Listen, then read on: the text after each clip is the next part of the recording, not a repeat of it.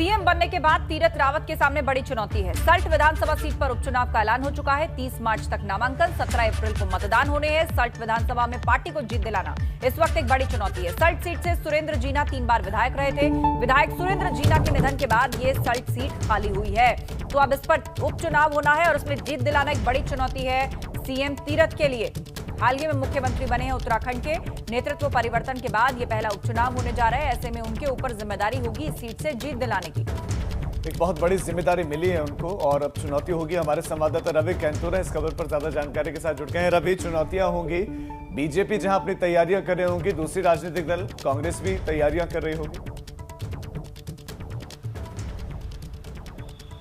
जी बिल्कुल, देखिए निश्चित तौर पर कांग्रेस भी इस मंथन में जुट गई है और अब जो 30 तारीख को इसमें नामांकन हो जाएंगे, 17 तारीख को मतदान है और 2 मई को इसका रिजल्ट आ जाएगा। नवंबर महीने में जो दिवंगत विधायक हैं थे सल्ट के सुरेंद्र सिंह जीना, उनका निधन हो गया था और नवंबर के बाद ये सीट खाली थी और ऐसे में अब जो है तिथि घोषित हो गई है जिस पर ये चुनाव होना है।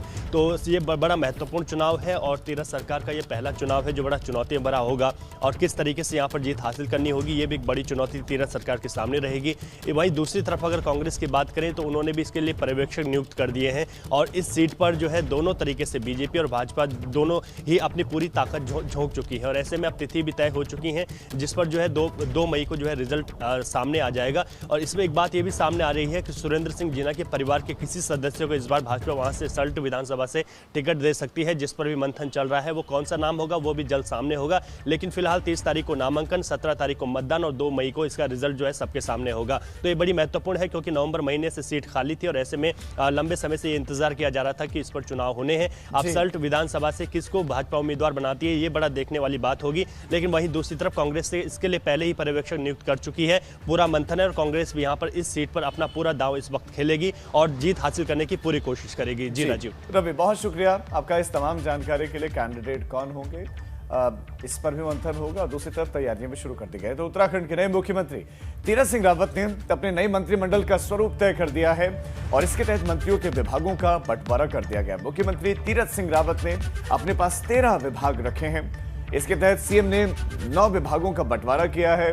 वहीं 3 राज्य मंत्री स्वतंत्र प्रभार बनाए गए हैं। इसके तहत सीएम रावत ने सतपाल महाराज को सिंचाई मंत्रालय सौंपा है, अरविंद पांडे को शिक्षा मंत्रालय, बंशीधर भगत को संसदीय मंत्रालय का जिम्मा दिया गया, संसदीय कार्य मंत्री बनाया गया। हरक सिंह रावत के पास वही विभाग जो पहले संभाल रहे थे, पर्यावरण। वहीं बिशन सिंह चुपाल जो कि इस कैबिनेट का हिस्सा बने इस बार, उनको भी पेयजल मंत्रालय दिया गया। यशपाल आर्या के पास परिवहन मंत्रालय पहले भी था, इस बार भी वही मंत्रालय। सुबोध उनियाल के पास कृषि मंत्रालय था, उनके पास कृषि मंत्रालय। गणेश जोशी एक नया चेहरा इस कैबिनेट में, इनको इस बार उद्योग मंत्रालय दिया गया है। सैनिक परिवार कल्याण विभाग दिया गया। वहीं तीरथ कैबिनेट में 3 राज्य मंत्री स्वतंत्र प्रभार बनाए गए। धन सिंह रावत के पास सहकारिता मंत्रालय है, उच्च शिक्षा मंत्री भी बने रहेंगे। रेखा आर्य के पास महिला सशक्तिकरण है। तो स्वामी यतीश्वरानंद जो कि इस बार के कैबिनेट का हिस्सा है, यतीश्वरानंद को गन्ना विकास मंत्रालय का जिम्मा दिया गया है।